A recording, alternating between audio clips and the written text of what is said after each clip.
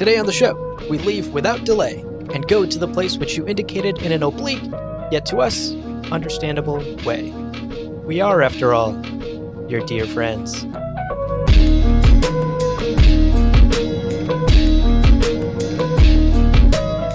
Welcome to Winds Howling, a companion podcast to the Witcher TV show on Netflix. We'll be diving deep into each episode of the show and exploring the larger context of the story from the games and novels. I'm Brett. And my name's Abu. And dear friend, how are you tonight? Well, dear friend. Is that okay that I can say that? I'm doing it's well. better than Geralt doing it, right? Yeah, much better than Geralt doing it. Oh my gosh, I can't wait to get into that. Brett, we are diving into episode 6 today. The end is in sight, sir. How tired are you? I am a buzz because as we've kind of gone over, it's kind of fascinating when you kind of really dissect these things of how episode 1, for me personally, episode 1 is just as high as you can get. And then 2 and 3 just goes way back down. And then 4 and 5 for me has just been building back up. And so it's just kind of, I've been really roller coastering so far. And as usual, I really kind of wait for that final verdict and judgment until we really talk it out. So even right now, my arms are kind of up in the air like, I really don't know. Yeah, no, I'm excited to get into it. I look forward to these talks every week. Of course, before we dive into today's episode, let's take care of some housekeeping. First and foremost, a spoiler warning. Today's episode is spoiler-free in terms of the TV show. Yes, we have seen the rest of the season. No, we won't be talking about anything beyond episode 6 today. That having been said, we do like to bring in some light speculation from the larger Witcher canon, from the books and the video games. So be warned, there may be some light spoilers from the books and video games. Also, we love to hear from listeners, so reach out to us at windshowlingpodcast@gmail.com. Tell us what you think about the season, share your own insights and observations, and of course, let us know what you think of our opinions that we express here on the show. We'd love to hear all of it. And actually, Brett, speaking of emails, let's jump into our mailbag section today because we have 2 perspectives today about how Ciri was treated by the Witchers in Kaer Morhen, which I know is your favorite topic to talk about.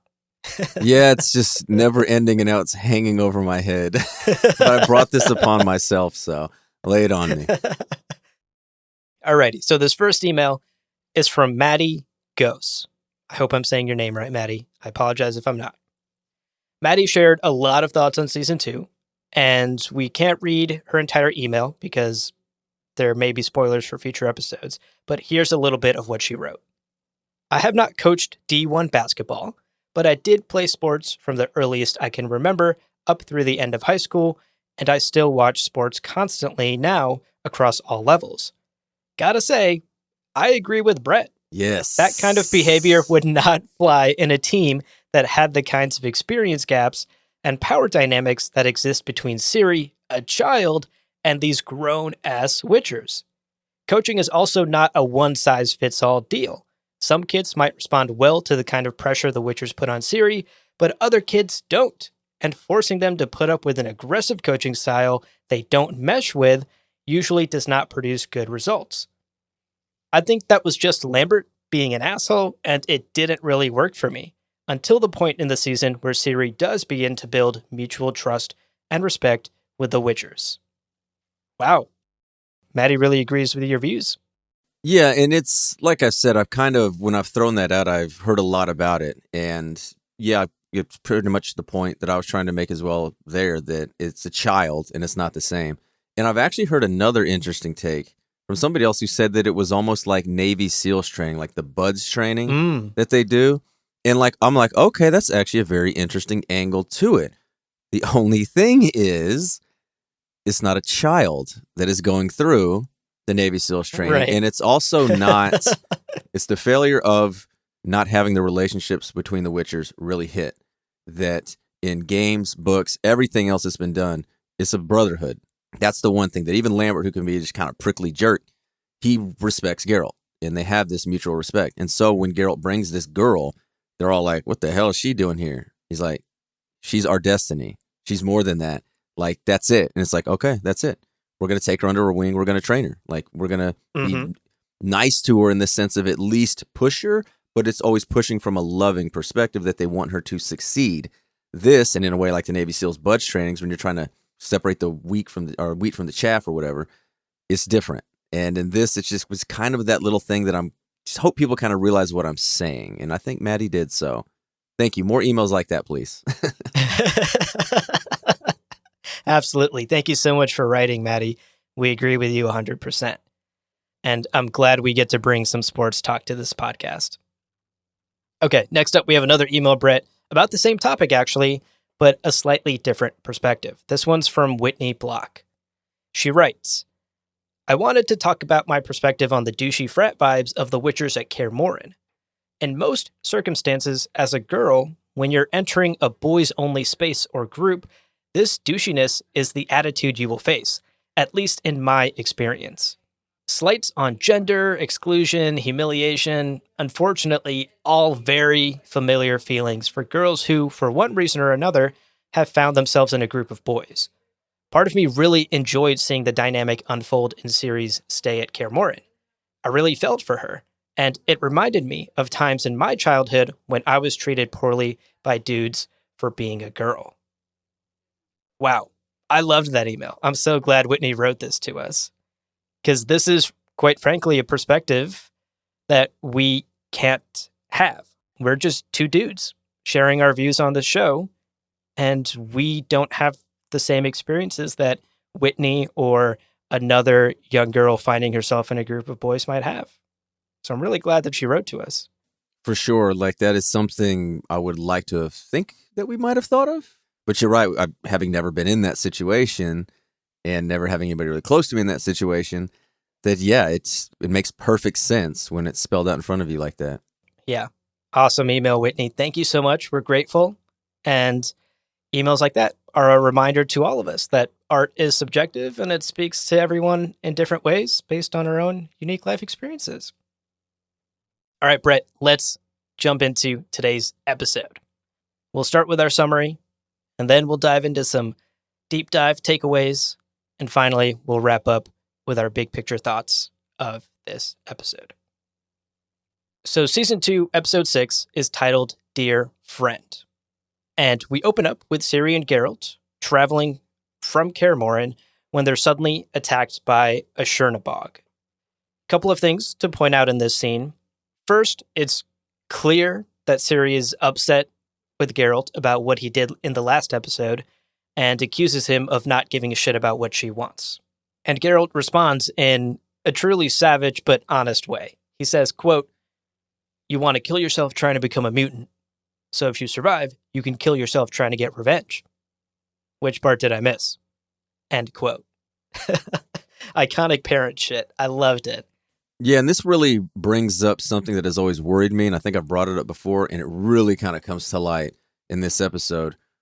If you know where Ciri is going, or where she's supposed to go, or where she went in the books, then to me, it's just kind of sticking out. I just hope they don't go the Arya Stark, badass killer assassin thing. And I like that they're hitting on here, at least Geralt really kind of laying at least this groundwork or nugget in her mind or kernel or whatever you want to call it about revenge and about obsessing with it and about obsessing with killing. And so when that comes there, I'm like, okay, good. Because I'm telling you, it's my number one fear that they will do that to Ciri, what happened with Arya, and it just will completely miss the point of character arcs, especially Ciri's. I agree. And I think something that Ciri has that Arya didn't is someone like Geralt in her life. Someone to sort of call her on her bullshit like this and to guide her in some respects. The other thing I wanted to call out from this scene is, oh my God, Roach dies, Brett. You texted me about this when you first watched it.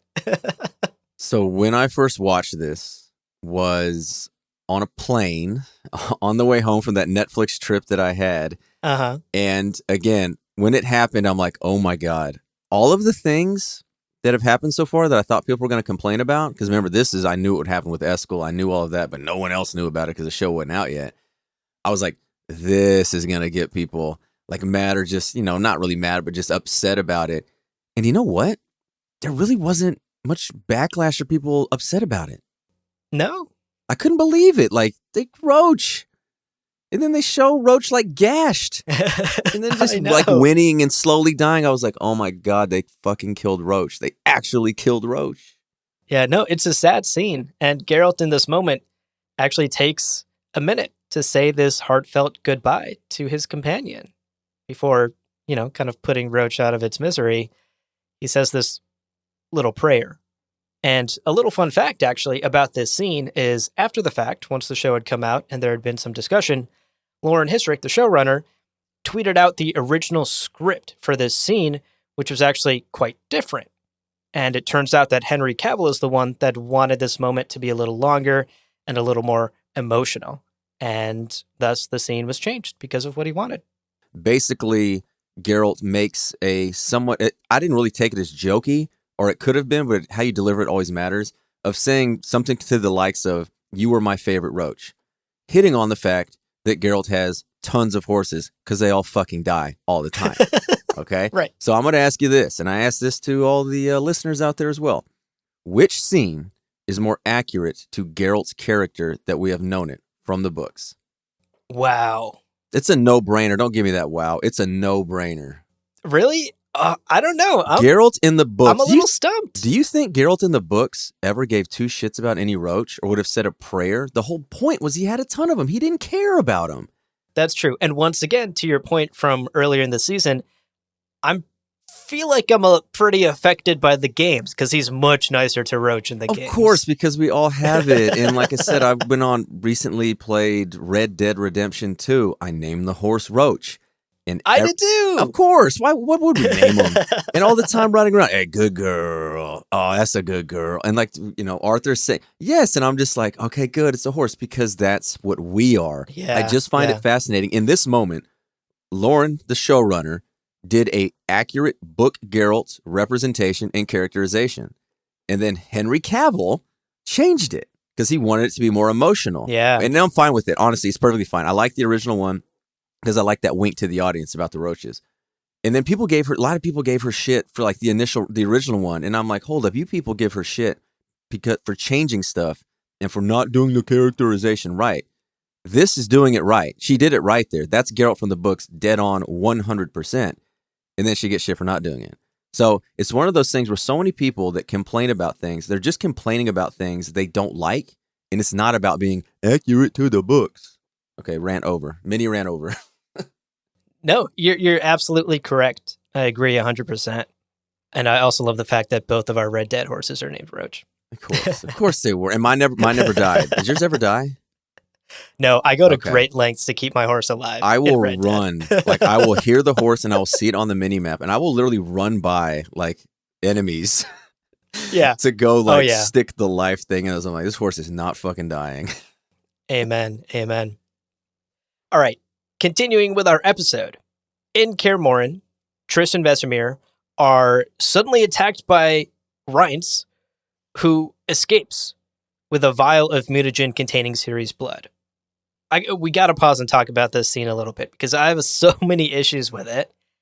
Namely, how the hell did Reince find Kaer Morhen, this ultra secretive Witcher keep? Can we really call it that? It seems to be like it's fucking open house up there.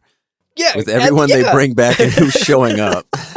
For real. I mean, I guess in the show, all he had to do was go to the sex workers in the nearby town and ask for directions and he'd find his way. Honestly, like, yeah, I guess maybe, who knows, maybe that was cut or something. I don't know. Yeah, that just boggles me. The fact that Reince just shows up here. Putting that aside, the other issues I have with this scene are how the fuck does Triss, who is one of the best mages of Aretuza, and Vesemir, who is one of the oldest and most experienced witchers on the entire continent, get their asses handed to them by this dude just throwing fireballs around? Yeah, the whole, first off, I love Reince. I actually really do like his portrayal. I love the snap. And then it had like, oh, that was cool. So if they wanted to do it for that reason, okay, it was more show than substance. Because, yeah, he's, not only is he at Kaer Morhen, he's down in the laboratory, the laboratory, which is, isn't that like in the bowels, if you will? Isn't it down there? Yeah. Maybe I'm just thinking that from the games because that's where it is in the games. But it's definitely not going to be, you're not going to have a laboratory up top. You're gonna have that down low. So I don't know where he kind of portaled in. He portaled around all the other useless witchers. Like, is Lambert still guarding where the sex workers are outside? Just For real. I mean, there's magic going off in the basement and no other witcher is responding. None of their medallions are. It's just, I know I'm nitpicking and I realize it's whatever. It's not the end of the world. But this scene, I just could not even focus on anything happening because I was just like, why is any of this happening? What's happening? And I just defended, them trying to keep things, accurate to characters and everything like that. And yeah, it can't really do that here because I don't know. I'm glad Rince was on screen, but you're right. There's just a fine line when you're talking about witchers who are these superhuman fighters. And I know Rince is a mage. Yeah. The only thing I think of really is who is helping Rince, the person behind him. And right. I do believe that is something from the books, that he was helped. Yes. So the only thing I think of here is he's able to take on a veteran witcher and a mage by himself because of who is helping him. That's a great point. And that can be my headcanon for now, just to be able to come to terms with this. You're right. I will believe that to come to terms with it as well. Perfect. Okay, let's continue. We next go to Sintra, where Fringilla and Francesca have a little walk and talk action. They're chatting, they're sharing a little bit about their pasts, and the topic then turns to Kyr's return. Quote, "It's time for him to stop thinking he's in power. You are." End quote. That's the advice that Francesca gives to Fringilla here. Right on cue, Kyr rides up and reminds Fringilla of why they attacked Sintra in the first place, to find Ciri, to find this girl of destiny. And if you look real close, there's like a split-second shot of Dara walking by and looking over his shoulder and doing a bit of a double take, and he clearly overhears this discussion. Remember, Dara is here on a secret plan, working for Dijkstra, the spy master of Redania. Yeah, Dara is actually framed like front and center of the shot, so I would think most people would, pick it up. Because you're right, he really does like a, huh? Like turns his head like, oh, interesting. I'm not a spy. Right. I do like that they're planting these seeds between there because it's true. Fringilla and Francesca are partners. They're together. Francesca is there because of Fringilla. She's helped them out. She's made the home for the elves. And I do like that she's saying, hey, we're not loyal to Nilfgaard. We're loyal to you. We have a partnership with you, and that is it. So I am really glad that they kind of laid that groundwork for that. Yeah, it's clear that there's unrest within the Nilfgaardian camp, and that Fringilla's decision here maybe doesn't super align with Nilfgaard's overall mission, and she kind of went rogue, and that's something that comes up later too. Now next we jump back to Geralt and Ciri, who are continuing their journey, and she opens up to Geralt. She tells him about how she unleashed her powers and killed those 4 boys back in season 1. Geralt's response is played off as a bit of a laugh, but I think it also comes off as pretty reassuring as well. Quote, "Only 4? You've got some catching up to do." Okay. End quote. Okay. Hold up. What? Okay. What is he getting at? What is he trying to say? I guess he's just trying to reassure her that there's lots of bloodshed in this world, and that if she wants to be anything like him, he's got more blood on his hand than she does. Okay. Now, as I mentioned before, how much You're leading me somewhere. There you go. How much I liked before what Geralt told her. This right here is what sent the absolute flare, dozen red flags up about the Arya Starkization of Ciri. Because Geralt's literally just saying, don't revenge. He's basically saying we're not killers. We only do to need. Like, Geralt literally just said the opposite of this. If this is what he means, what else could he mean, though? No, you're right. Like, looking at it from that perspective, this is a bit of a red flag because it goes against the thing he said right at the top of this very episode. But it's also, to me, a red flag of their characterization of him, because they've done a great job of Geralt being reserved in that manner of saying, this is not about revenge. We only kill when needed to help people, to save people. And then this line right here, I'm telling you, I almost had to pause it because it just sent my brain into a ditch, because it's just everywhere Geralt was going for episodes was literally just thrown off right here. And I'm just like, did they do it are we supposed to laugh at that? Why are you cutting the line with Roach because we want an emotional moment, but you're putting this in if it's for a laugh. Yeah, that is a really great point, Brett. I hadn't thought of it that way. I think this truly was really played off as like a MCU style quip. Absolute 100%. I completely agree. And that's probably why I hated it so much. But it's beyond that. Like, I'm fine with a little moment of levity. You know, sometimes it works, sometimes it doesn't. But like, do it in something else, maybe. I don't know. I don't know. I don't know what to make of it. I'm really trying not to just make a complete judgment on it. But this is just absolutely confounding me. I don't know what to make of it. And everything I do think of it, I just absolutely hate.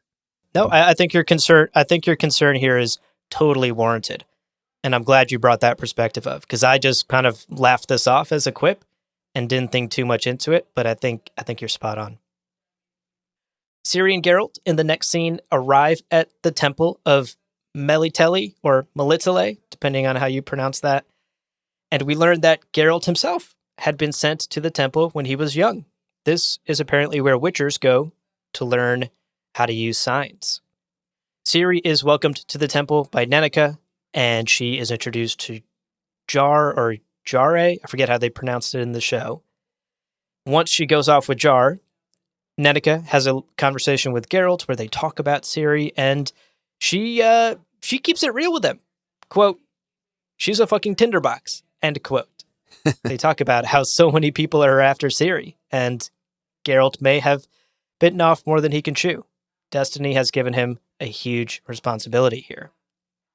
I also want to say this is our first time visiting the temple, and I think the set here really looks incredible. It exceeded my expectations, and it definitely wasn't how I imagined the temple in my mind reading the books. For some reason, I imagined it older and a bit more run down, but I liked this interpretation of it as well. Good set design. Yeah, I guess I've always, just whenever I hear temple in something, unless it's really described specifically, I generally do just think of a medieval style, like cathedral, with maybe just more gardens if they say that or something. I also like that this is where they send the Witchers to learn the science, because it is magic and it makes sense. You would have, you know, maybe either some mages or something more of the divine or something to do it. So I did like that introduction, if you will. Yeah. I've been meaning to ask you, Brad. I don't think we've actually talked about this. What did you think of Yennefer? The one thing, if someone were to ask me, how would you describe Yennefer or what it would be? And I would be like, she keeps Geralt in check. She does not tolerate his bullshit at all. It is a very grandmotherly relationship where they absolutely love and respect the shit out of each other. But she just does not have time for Geralt's bullshit. And I think that was I think it was done very well. Yeah, I agree. I've heard some minor quibbles and criticisms online here and there about Yennefer, and I disagreed with all of them. I think they did a great job with their character in the show. Was it character-based or was it looks-based? Well, I'm sure it was a mix of both. Of course, yeah, obviously. Yeah. Ugh, the internet. So moving on, we return to Cintra in the next scene, where Filavandrel expresses to Francesca his doubts about the future of the elves and this elf-human alliance. Now that Kai here is back, he's obviously here and he's ruffling some feathers, and people are worried what it means for the power dynamic here. He asks Francesca what she needs of him, and she says, "Just be here for me and the baby." And he does pledge his full support to do whatever it takes to be there to support her and the baby, who is coming soon. Following that, we jump to Istrid, who, this was cool. He goes to the offices of Codringer and Fenn, who I did not expect to see in this season, and he goes there to ask them about Ciri and Nilfgaard and the monoliths. He wants to unravel this mystery and try and figure out what's going on. In his conversation with Codringer and Fenn, Istrid mentions a gene that keeps showing up in Ciri's female ancestors. And Codringer and Fenn think perhaps there's a connection here to Lara Torren. We have talked about this on the podcast before in one of our previous takeaways. This question of Ciri's bloodline and the prophecies surrounding her and what her elder blood means and what it could all mean for her and her destiny and the fate of the world. I think it's important when you have scenes like this that are pure exposition. They're pure talking. And with this bloodlines and ancestors, I'm sure on paper, on script, it can be very dry and worrying that, oh man, this is not going to work. It's just not entertaining. But it helps, like here, when you have actors who make it so. And then, yeah, Codringer and Finn, and those actors too, like they sell it as if these two kind of kooky people, which is exactly what I got from the books, is that they're kind of out there, they're just poring over these tomes and histories and all that. And as they're talking about all this, I'm like, okay, because this stuff was kind of a little bit dry in the books as well. But here it's like, oh man, it's actually working. So credit again to finding these actors that could pull it off. Absolutely. I thought the casting was spot on. And I agree with you. I've found myself dozing off a bit during the Codringer and Fenn chapters, even in the books. It's pretty dry, like heavy lore shit. And I think the show has handled it well, did a good job of making it quite interesting and using it to build up this suspense about Ciri and the bloodlines and this gene, all of the things that become important later in the story. Very cool stuff. I also quickly want to commend the show for its representation here with Codringer and Fenn and showing differently abled people on screen. I think that's super important, and I'm glad we got to see that in the show too. Moving on, we head back to the temple, where a very nervous Yare gives Ciri the orbaculum to begin her training here at Melitele's temple. We see Yen is also here at the temple, admiring the architecture, as she tells Yare. Oh, and also she's totally tailing Ciri, following her around this temple. And we know why she's doing that, because of the cliffhanger ending of the previous episode. She walks in on Geralt, and the two lovers reunite with a kiss, just as Ciri also walks in, sort of a cute, awkward scene. And this is where we get the titular dear friend. Geralt introduces Yen by saying, quote, "This is my dear friend. This is Yennefer." End quote. Yeah, there it is. There it is.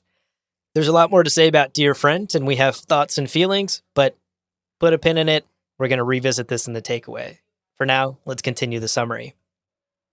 Back in Sintra, Kai here and General Hake are chatting, and they're clearly annoyed by the fact that Fringilla has gone rogue and made this alliance with the Elves.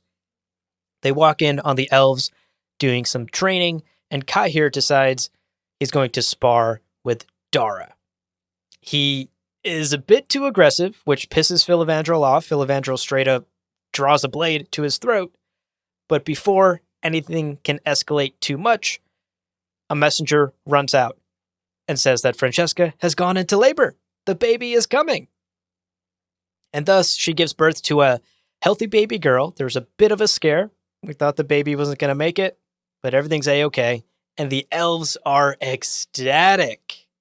They start partying it up, and Fringilla is giddy. Everyone's happy.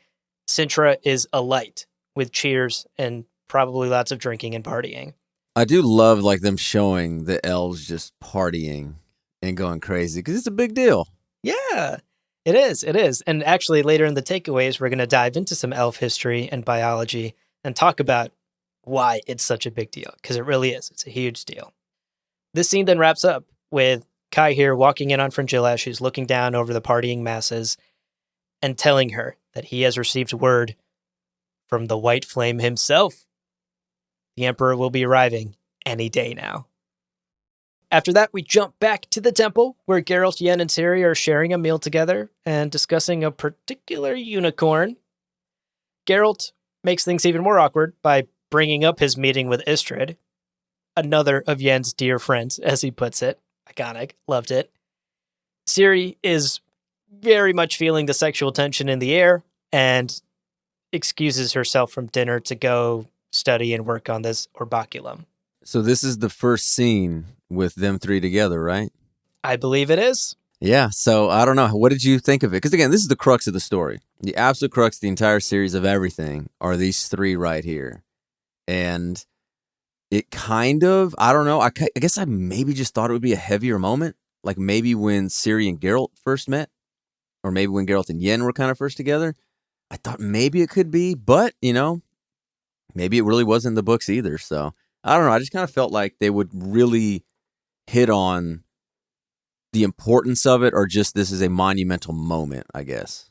Yeah, I thought it was a cute scene, and I actually quite enjoyed it, but I couldn't shake the weird feeling, and obviously the show intended for this feeling to exist, that subtext of knowing why Yen is really there, right? To like kind of capture Ciri and whisk her off to Sintra and make this deal with the goddess.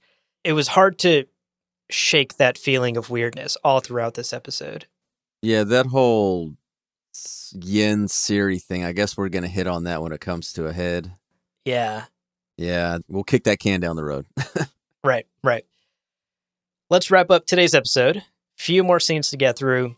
Later that night, Ciri is helping Nanika light some candles in the halls of the temple, and they discuss Calanthe and all that's been hidden from Ciri about her true powers. And Nanika offers some really sage wisdom here. I loved this line from her. Quote, "Sometimes our elders set out to protect us, not knowing our strength." End quote.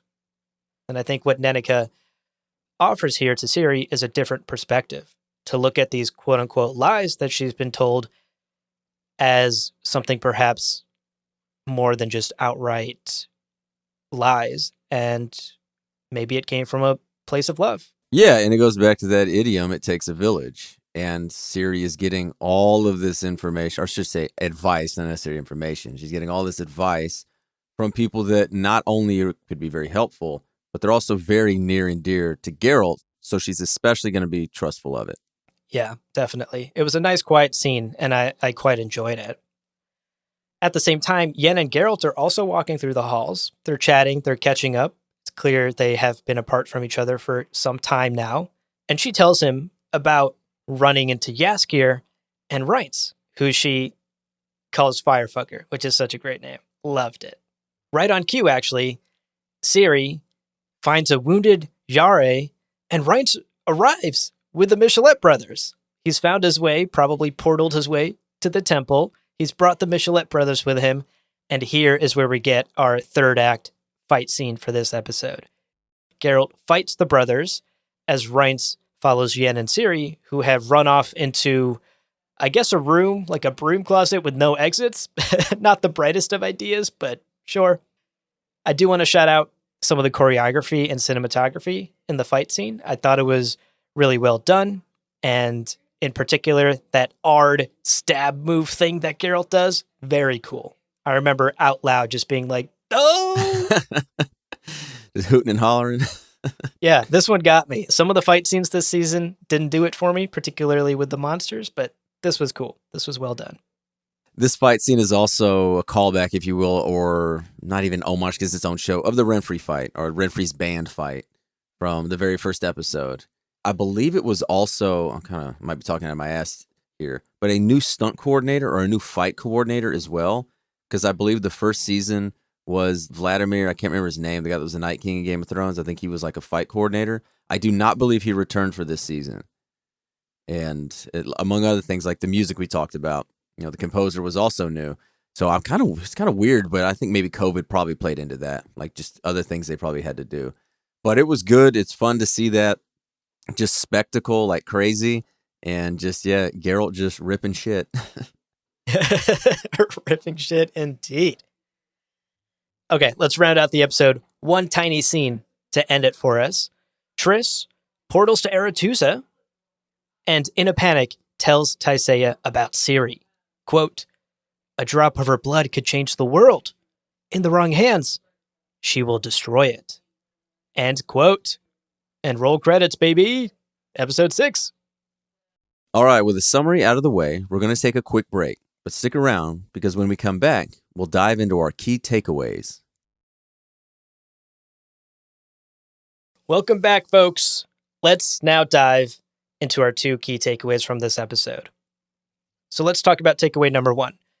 This episode, of course, is titled Dear Friend, and we get that little cringy moment where Geralt introduces Yen to Ciri. There's a lot more to that line, and it's handled quite differently in the books. This was actually a big change, for better or worse. So let's dive into how the book handled it and how the show handled it and how we felt about it. So Ciri, Triss, Geralt, all of them are at Kaer Morhen. They're trying to help Ciri out. She's having these crazy visions and all that. They seem to be much more extreme in the books than here. And basically, Triss realizes, I'm not powerful enough to help her. We need somebody a little bit more experienced. And we all know who that is. And of course, Geralt's just, fuck. It's Yen. And so he writes her a letter and starts it with, "Dear friend." Oh my gosh. And this is just, oh my God, this is what I love. What I love about Book Geralt is that Geralt is just such a fucking dumbass. He's just such like a dweeb in that sense of just, dear friend. Like, what kind of moron would ever do that, would ever say that to somebody you've had a relationship with? So obviously Yen is just not incensed in the way that we would think of Yen just like throwing lightning bolts everywhere. It's just Geralt, like this motherfucker. And it's so great. I love it. I love it so much. So I'm glad they included it, even though it wasn't done the same way. I'm glad they included it because it is just the best. Yeah, absolutely. It is so true that Geralt in the books is such a dweeb, and it's kind of cute, but also sad how much he like stresses over this letter in the book. Yeah. And with someone that you're sort of on and off with and you have deep feelings for, dear friend, Geralt, not the move, buddy. Not the move. It might be the worst way to do it. Like, right. I think, hey Yen might have been better. So let's briefly talk about Yen's response, because like you said, Brett, absolutely iconic. She's not exactly angry in like a traditional way, but this is Yen we're talking about, folks. She is going to be sassy. She is going to be witty in her response. And boy, is she. It's iconic. She writes this lengthy letter back to Geralt, and we're going to share a couple of highlights and snippets here. The letter is like super, super long. We encourage you to read it yourself, but here are some highlights. Quote, "Dear friend, your unexpected letter, which I received not quite 3 years after we last saw each other, has given me much joy. It worries and troubles me very much that the unexpected present you received from fate brings you worries. And I agree with your opinion that the help of yet another magician is absolutely necessary. I feel honored to be the second to whom you turn. What have I done to deserve to be so high on your list? Rest assured, my dear friend, and if you had the intention of supplicating the help of additional magicians, abandon it, because there is no need. I leave without delay and go to the place which you indicated in an oblique, yet to me, understandable way. I am, after all, your dear friend. Your valuable friendship is too important to me to disappoint you, dear friend." And she signs it, your friend, Yennefer. I could not read that letter with a straight face. Well, no, of course not. And this is one of those things, honestly, these are the questions that I would ask. How do you not put this in the show? Like, yes! How do you not literally, I would rework a large part of my story to get this in, because 100%. This is a moment that you literally have it shown in legible handwriting. You have it shown on the screen and it becomes a fucking meme. Yeah. How do you not have her say these lines? Like, this is just the passive aggressiveness here again is just so perfect from Yen to be slighted. Like, oh my God, you can do a lot of things to her, but if you slight her in any way, especially like this, I know I'm talking in circles, but how do you leave this out? How was this left out? I feel the same. This is easily my favorite part of Blood of Elves, of the novel. It's such a highlight. It's such an iconic letter. Like, if you say Yen's letter to any Witcher fan who's read the books, they know exactly what you're talking about. And to your point, this would have made such an incredible on-screen moment and such a memeable on-screen moment. Your friend, your valuable friendship is too important. I feel honored to be the second to whom you turn. There are some absolute 10 out of 10 bangers in this letter from Yen. And you're 100% spot on. You can piss Yen off. You can break her heart. but you do not slight her. She will not let you live that down, and she certainly doesn't here to Geralt. It's so funny in the books when he gets this letter. You can imagine his face just turning red with embarrassment as he's reading this. How do you even finish so it? Like, he just died of embarrassment. His balls just shriveling up. So good. And I agree with you that I am so bummed that this was not incorporated in some way. I'm not asking for the whole letter to be in there, but include some of these lines in the dialogue and maybe include some of this correspondence back and forth between Geralt and Yen. I desperately wish this had been included in the show in a more significant way, especially considering it's the title of this whole episode. Oh yeah, as soon as it's clearly significant. As soon as the episode titles were released, this one stood out to me like the most. It honestly got my hopes up when we didn't know anything that maybe they were going to somehow fit a Short of Ice in. And it just be like somehow he fits that in with Istrid. Oh, my dear friend. I thought that was it, but obviously that was wishful thinking. Wishful thinking indeed. It's a bummer. Okay, Brett, let's talk about our second takeaway today, because we got to address why these elves are throwing a massive party over just a single baby girl being born. We've discussed on this podcast before the history between humans and elves, the very fraught, very bloody history of humanity and the elven race. And we have seen a lot of that relationship in this season. And we see it quite directly in this episode with how Kaihir and General Hake approach the elves who are training. And then Kaihir gets real aggressive and up in Daro's face. That's a very tense moment. And it shows us that even the Nilfgaardians, who at this point are ostensibly allied with the elves, treat them like second-class citizens. Even if you're allied, even if you are going to be fighting with Nilfgaard, they're still going to look down on you. And that, I think, is what the show is really hammering home. And it's a big part of the Witcher universe, these fraught race relations between the elves, the dwarves, the humans. And to the point about Francesca's pregnancy and the baby and why it's such a big deal, the show and books make it clear that humanity at this point in history has come to dominate the continent. And the elves have slowly been dying out for centuries by this point, as humans have continued to dominate the continent. There's actually a bit of lore from this season of Elves expansion. I'm not a Gwent person. Was that an expansion or just like a season, Brett? If it's the season of Elves, that's every year there's a season, a certain month is. I want to say that that's somewhere like April or May, something like that. Gotcha. Cool. I'm not a huge Gwent person, so I wanted some clarification on that. So during a season of the Elves event in Gwent, we actually got a bit of lore about Elven history, and this is what it said. Quote, although the Unshade surpass humans in longevity, magical aptitude, and knowledge of the natural world, they are at a disadvantage in one important regard: fertility. Although elves can live for centuries, they can only conceive children during their youngest years. Even then, only 1 out of every 2 or 3 couples will successfully bear a child. End quote. Wow. Yeah, this goes back to also, again, something they haven't really mentioned in the show, Aelorin's last stand, Aelorin's blaze of glory, where Aelorin, this elf, led a bunch of other elves, primarily young, on this last gasp to basically attack the humans for their homeland, and all these elves were slaughtered. And it wasn't just that it was a lot of elves slaughtered, it was primarily younger ones.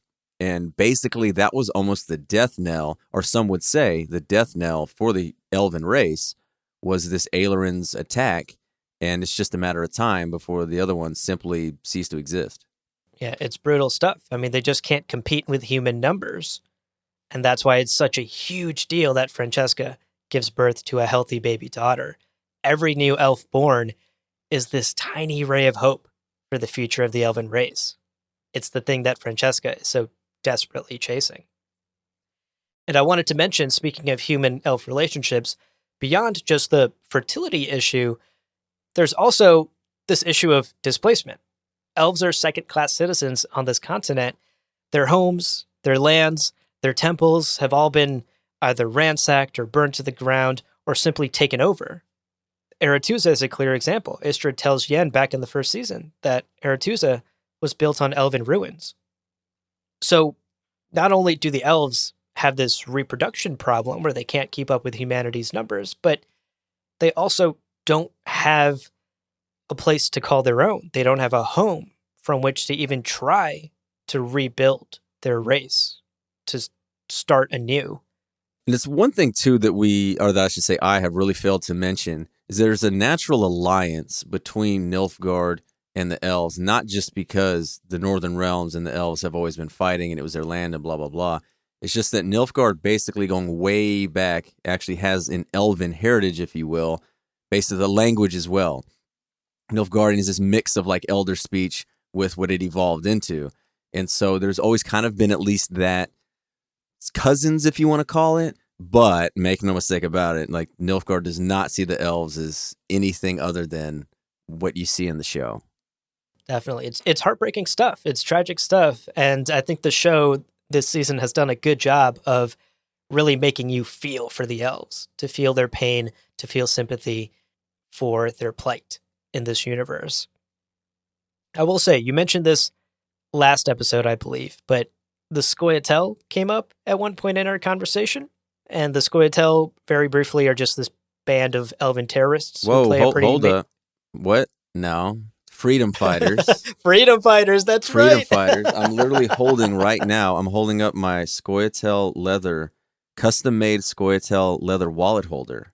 So, that's dope. Yeah, that's we will not That's have cool. terrorist slander on the Scoia'tael. You're right. But you are correct. They do commit atrocities of their own. I mean, that goes without saying. It's a chicken or the egg thing. It's they commit atrocities against the humans because they committed atrocities against them, who committed atrocities against them, da da da da da da da. So, it's that kind of never-ending thing that comes down to. But it was definitely more morally gray. And so, yeah, the exclusion of the Scoia'tael is question 753 that I would ask. not like interrogate and be like, with a pitchfork, why aren't you putting him in there? I would just want to know that's a lot of that gray area of having the Scoia'tael in. Because right now it is very one-sided. If you watch this show and you don't understand or you don't sympathize with the elves, you're just... Yikes. Yeah, very unempathetic, I guess. At best, Right. I should say you're unempathetic. Yeah, we've talked a lot on the podcast about how The Witcher is known for this moral gray, exploring the grays in every situation. And I think the show has made it pretty black and white with the elves so far. Like, the elves are an oppressed race, and you really do feel for them, at least in these first 6 episodes. And for me personally, I'm still holding out hope that we'll see the Scoia'tael at some point, maybe next season, maybe in future seasons, but I do miss their presence. Okay, Brett, you knew this question was coming. What did you think? Wrapping up today, big picture thoughts about episode 6. I'm enjoying it, not as much as the previous 2, and I'm going to steal one of your lines on here that says, so many storylines they're trying to cram in. And I've said that before, time and time again. They are being very ambitious, and I love it. I love it. What they're trying to do. It's just the 8 episodes. So much is going on that when you do that many storylines and when you get that many characters, you really have to flesh out the moments with the characters that matter. And if you're going to have a lot of characters and a lot of storylines, it in a weird way has to be slower. Because otherwise, if it's just action, boom, boom, boom, boom, boom, go, go, go, go, go, it doesn't matter. Like when things hit, it's just not going to land. Or when shit hits the fan, it's just not really going to land. And so that would be kind of saying, I guess more or less, it was okay. It was good. It was fine. It wasn't, I would place it right there in the middle. 2 and 3 to me, I just really did not care for at all. 1, 5, and 6, I thought were just amazing. And this would be somewhere right in the middle there that they're, really setting up. Because now, there are 2 episodes left. How about that? Yeah. I would agree with you. I also feel quite mixed about this episode. Like, my biggest issue with this episode was it felt like there was too much crammed in. Writing the summary for our conversation today was so hard because the show just kept cutting back and forth between these little 60-second scenes. Yeah. And I was just like, shit, how do I write this summary without it being this weird back and forth jumping between scenes thing? You don't. You can't. Otherwise, we would jump back and forth like every 15, 20 seconds. Yeah, it's wild. And I think it just felt so frenetic, and there were so many storylines and characters and plot that had to move forward in this episode that we didn't spend enough time with the part of the episode that I personally enjoyed a lot, which was everything that happened at the temple with Geralt and Yen and Ciri and Neneka and the Michelet brothers. All of that was really spectacular stuff between the action scenes, the small character moments. And we just, in between all of it, kept cutting to this other stuff that I honestly checked out every time we cut back to Sintra or we cut to somewhere else. I just picked up my phone, started looking at a second screen, and waited until we got back to the temple. My hottest take, and I will at this point die on this hill, defending this hill. This show is going to have to go to 10 episodes a season if they're going to land what they're trying to do. They will not be able to keep doing this. They won't be able to keep it up. And if they keep this at 8 episodes, being as ambitious as they are, I just don't know how in the world they're going to be able to do it. Yeah, I couldn't agree more. Please, Netflix, we beg you.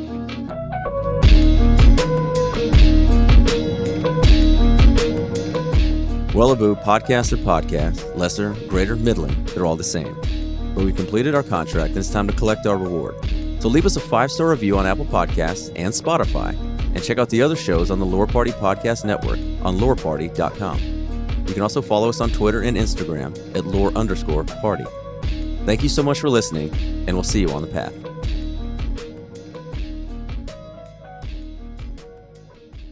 You are listening to Winds Howling. Here are our sponsors. Yeah, we should go very NPR. Yeah, very NPR here. It is 1 a.m. Got my coffee here. You are listening to Midnight Drive. ASMR.